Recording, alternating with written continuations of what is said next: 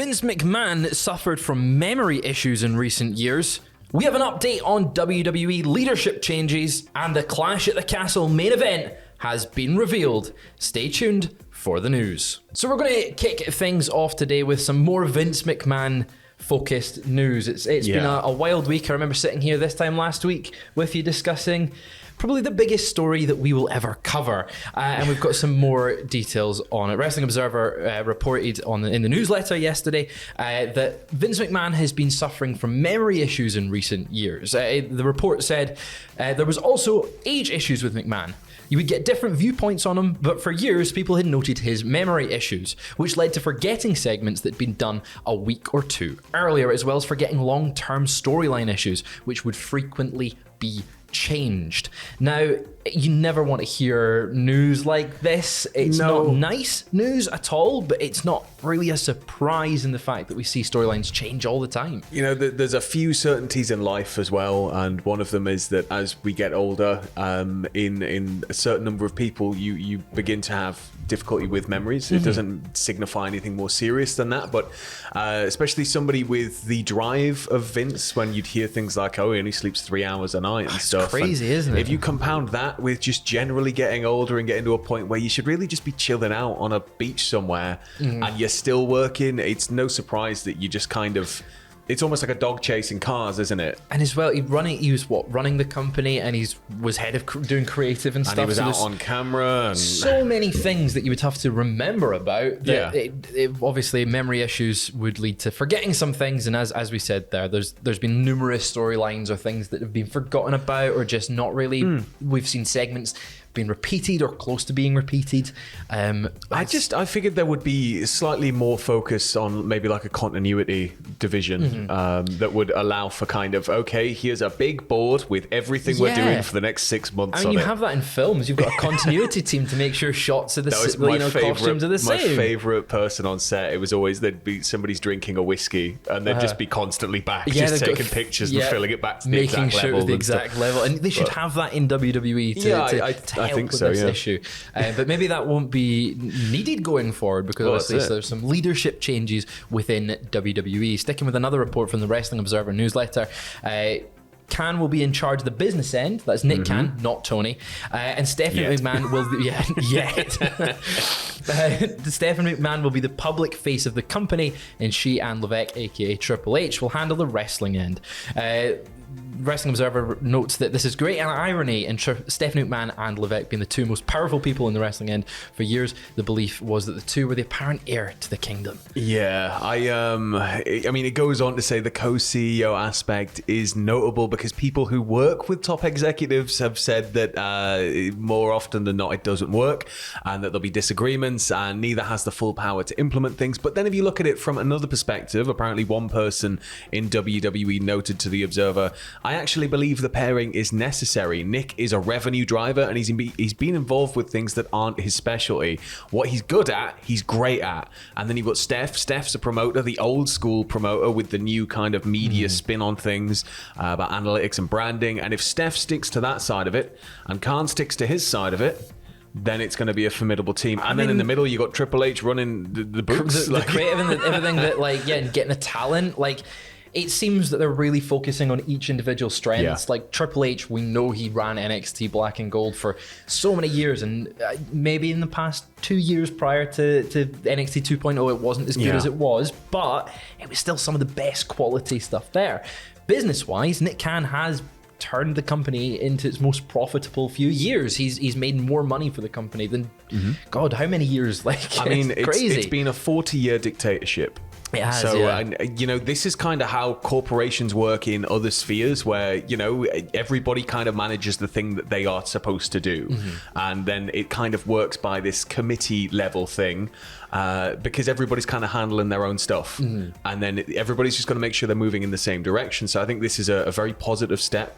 And provided it doesn't lead to any kind of explosive back and forth, then I think that it's probably the best way forward, because Khan can just go out there getting all the business side of it wrapped up, bringing in all the sponsorship deals. Steph can go out there, be the face, do all of the charity stuff, get the branding out there, be the female leader of WWE, and Triple H is just gonna just be amazing. Yeah, just make class matches. Yeah, like your job is to just make the best wrestling. Yeah, I think he can manage it. Yeah, I think he's got it there. But I think the worry is that there could be disagreements at some point, and it means that things might be slower to change than we maybe hope.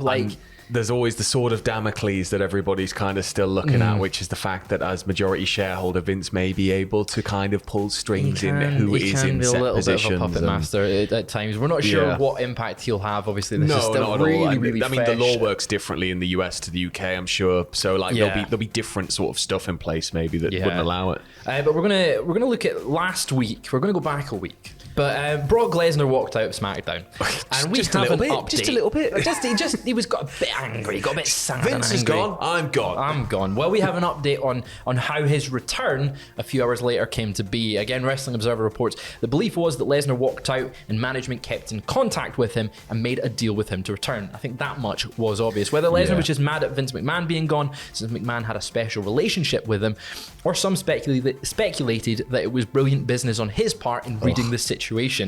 It is unknown because the only person who knows would never reveal what his mind was when he left, of course, that being Brock Lesnar. Imagine it was like, I just need some jerky, and he just needed to nip to the shop. Some chips. I kind of shudder at the good business line, but it is right. I mean, he's a smart businessman.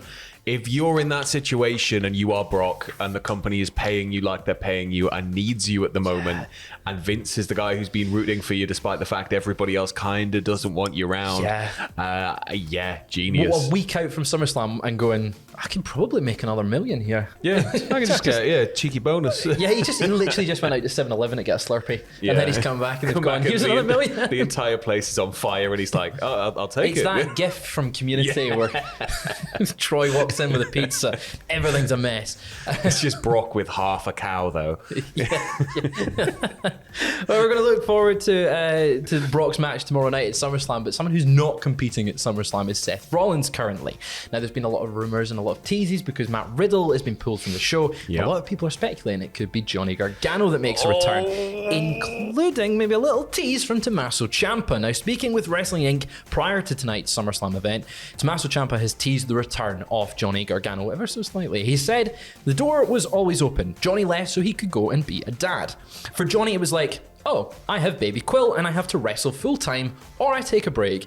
And obviously he took a break. So I don't know, I think the chances of him returning were always really good. Maybe they're better now, but regardless, I think he's definitely going to come back to wrestling. He's in shape, he still loves it. I'm sure he's still probably one of the best in the world right now. So for him, it's just a matter of time. Now, I would love to see Gargano back tonight. But I think when you take this and you add to it Johnny on stream just going, so you guys hear any good rumors lately? And he just kind of slyly smirks.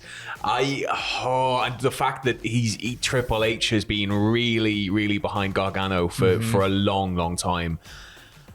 Can you imagine? Come on, Can you imagine? That match is one that I think many people have wanted to see throughout all of NXT Black and Gold, with Johnny Gargano's rise from the Cruiserweight Classic right up to the top of the card. And it would be an insane match. There's just no way it can't be. Like it's going to be off the chain. My only worry is obviously we're going to get ourselves hyped up. We're going to see we're going to be like, oh my god, Gargano's coming back. It's Rey Mysterio, and then it's going to be like Rey or Ezekiel, and it's not going to be unless it's Elrod. If it's Elrod, I'll be happy. You'll be hyped. You'll be blowing the moon off. You'll be like But it might not be Johnny Gargano. It could be Tommaso Ciampa teasing it. I would worry though that who wins in that situation. It's another question entirely, isn't it? Seth needs the victory, but Gargano coming back, if it is him, should have that victory too. I don't know what's happening here, but speaking... Just a big dusty finish. A big dusty finish. Cody Rhodes comes back. Speaking of more returns, there was a return on last night's SmackDown, one that was a week. It was a very tough week for last week, because the biggest news of course, was that Max Dupree was getting removed from Maximum Male Models. I don't think there was any other news. That kind of stemmed from, there was rumours that Vince wasn't happy with the delivery of the promo, that Max Dupree was in the classical WWE mold, difficult to work with, and and that he'd maybe criticized the script writing. And it did come after quite an unusual promo for Dupree, who, I mean, you know, we know how good Max Dupree is on the mic. He's a good he needs no introduction in that regard, but it was a bit strange. It did feel a little bit off. If it was indeed that promo where he kind of came out and it was a bit stop-start. Yes. But at the same time, like, you can't just can somebody for one night. One night, you get one job. Man, like, you don't can a first opportunity. Hey, we're putting all this branding together. Oh, you blew it. See you later. It's like, it was your script.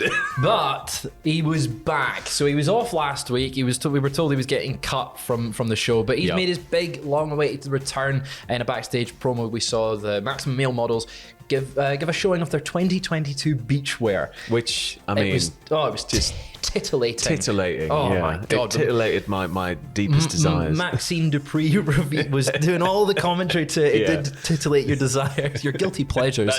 That's it. Showed off the fantastic quads and all of the the outfits that they're going to be wearing. I love it. I think it's genius. My favourite moment was Pat McAfee going, "What?" Max Dupree's return on screen, long awaited, but he's back. Max Dupree looks like he's back in the group. Obviously, going forward, we'll see next week, and maybe SummerSlam they might make an appearance. We're not too sure yet, but I'm glad he's back with the group. He was kind of a big part of it, and he was kind of what made it work.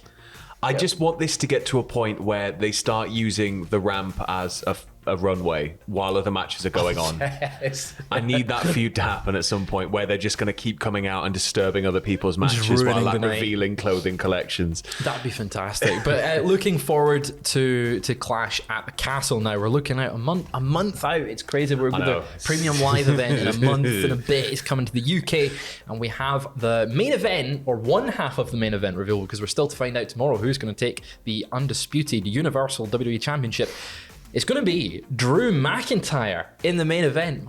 My boy. Do it for Scotland, Drew. Do it for Scotland. He beat Sheamus in an Irish Donnybrook match to earn the right to challenge for the undisputed WWE Universal Championship, and it's going to be a barnstormer. Do you think he's going to do it? Because if this was any other place, I'd be like, nah, not happening. Yeah. Because Drew's kind of had his run, but it was a shame it wasn't really in front of a live audience, and it was annoying.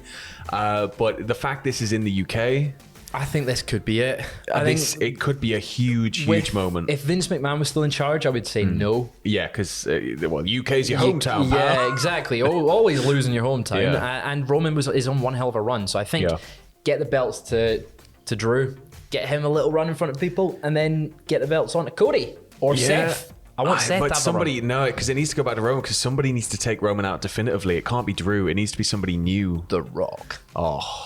The Rock at WrestleMania. Yeah, does Roman even need the belt? I don't think he does. I think he does for a storyline. You'd have to change his kind of desires a little bit, but I think Rock comes back and goes, "Look how much money I made on Black Adam.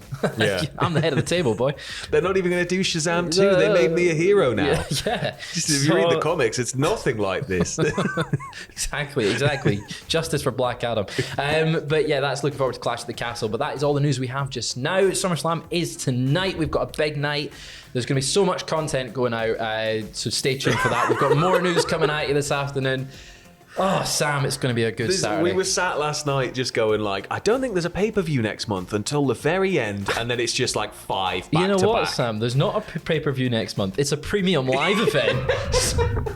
We'll see you later. We're going live at 3 p.m. on Twitch to play through the entire WWE SummerSlam 2022 premium live event card on WWE 2K22. So don't miss that, 3 p.m, twitch.tv/Cultaholic.